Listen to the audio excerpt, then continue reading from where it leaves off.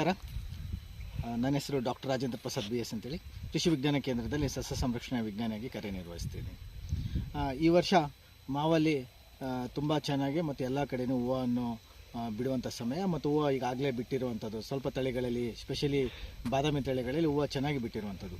ಆದರೆ ಈ ಒಂದು 2-3 ದಿನ ಹಿಂದಗಡೆ ತುಂಬ ಮೋಡಕರ ವಾತಾವರಣ ಇರೋದರಿಂದ ಮತ್ತು ಸಡನ್ನಾಗಿ ಬಿಸಿಲು ಬಂದಿರುವಂಥ ಸಮಯದಲ್ಲಿ ಈ ರೋಗ ಸ್ಪೆಷಲಿ ಮಾವಿನ ಹೂವು ಗೊಂಚಲ ಮೇಲೆ ಈ ಬೂದಿ ರೋಗ ಕಾಣಿಸೋದು ಸಾಮಾನ್ಯ.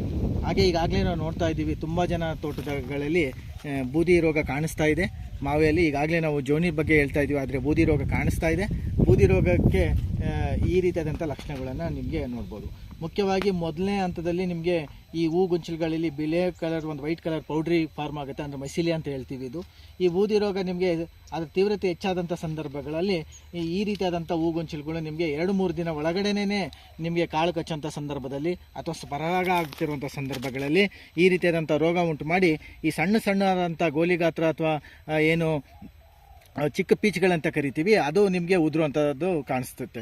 ಸೊ ಈ ಒಂದು ರೋಗ ತೀವ್ರತೆ ಜಾಸ್ತಿ ಅಂತ ಸಂದರ್ಭಗಳಲ್ಲಿ ಸುಮಾರು 70-80% ನಿಮಗೆ ನಾವು ಇಳುವರಿ ನಷ್ಟವನ್ನು ನೋಡ್ಬೋದು. ಹಾಗಾಗಿ ಇದ್ರ ಮುಖ್ಯವಾಗಿ ನಿರ್ವಹಣಾ ಕ್ರಮಗಳು ಏನು ಅಂತಂದರೆ, ಈ ರೀತಿ ಮೋಡಕರ ವಾತಾವರಣ ಮತ್ತು ಈ ರೀತಿಯಾದಂಥ ಬಿಸಿಲಿದ್ದಂಥ ಸಂದರ್ಭಗಳಲ್ಲಿ ಈ ರೋಗ ತೀವ್ರತೆ ಜಾಸ್ತಿ ಅಂದರೆ ಅಥವಾ ಒಂದು ಗಿಡದಲ್ಲಿ ಒಂದಕ್ಕೆ ಒಂದು ಇನ್ಫ್ಲೋರೆಸೆನ್ಸ್ ಅಂತ ಕರಿತೀವಿ ಕಂಡಂಥ ಸಂದರ್ಭದಲ್ಲಿ ನಾವು ಮುಖ್ಯವಾಗಿ ಏನು ಶಿಲೀಂಧ್ರನಾಶಕಗಳನ್ನು ಶಿಫಾರಸನ್ನು ಮಾಡ್ತೇವೆ.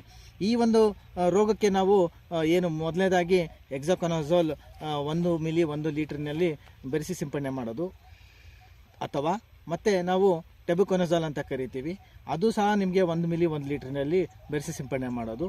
ಅಥವಾ ಇನ್ನೊಂದು ಡೈಫೆನ್ಕನಜೋಲ್ ಅಂತ ಕರಿತೀವಿ, ಅದರದ್ದು ಮಾರ್ಕೆಟ್ ಹೆಸರು ಬಂದು ಸ್ಕೋರ್ ಅಂತೇಳಿ, ಅದು 1/2 ಮಿಲಿ 1 ಲೀಟ್ರ್ ನೀರಿಗೆ ಹಾಕ್ಕೊಂಡು ಬೆರೆಸುವಂಥದ್ದು, ಸಿಂಪಡಣೆ ಮಾಡುವಂಥದ್ದು. ಮುಖ್ಯವಾಗಿ ನಾನು ಶಿಫಾರಸು ಮಾಡಿರುವಂಥ ನಮ್ಮ ಕೃಷಿ ವಿಜ್ಞಾನ ಕೇಂದ್ರದಿಂದ ಶಿಲೀಂಧ್ರನಾಶಕಗಳನ್ನು ಶಿಫಾರಸು ಮಾಡಿರುವಂಥದ್ದು. ಪದೇ ಒಂದೇ ಶಿಲೀಂಧ್ರನಾಶಕಗಳನ್ನು ಸಿಂಪಡಣೆ ಮಾಡಿಕೊಡ್ದು ಬದಲಾಯಿಸಬೇಕು. ಒಂದು ವಾರ ನೀವು ಹೆಕ್ಸಾಕೊನಜೋಲನ್ನು ಸಿಂಪಡಣೆ ಮಾಡುವಂಥ ಸಂದರ್ಭಗಳಲ್ಲಿ ಮತ್ತೆ 15 ದಿನಗಳ ನಂತರ ನೀವು ಸ್ಕೋರು ಅಥವಾ ಟೆಬುಕೊನಜೋಲನ್ನು ನೀವು ಸಿಂಪಡಣೆ ಮಾಡಬೇಕಾಗುತ್ತೆ. ಸೊ ಈ ರೀತಿಯಲ್ಲಿ ನಾವು ಶಿಲೀಂಧ್ರನಾಶಕಗಳನ್ನು ಬದಲಾಯಿಸಿದಾದರೆ ಈ ಒಂದು ರೋಗನ ನಾವು ನಿರ್ವಹಣೆ ಮಾಡೋದಕ್ಕೆ ಸಾಧ್ಯ ಅಂತೇಳಿ ಹೇಳಕ್ಕೆ ಇಷ್ಟಬಯಸ್ತೇನೆ.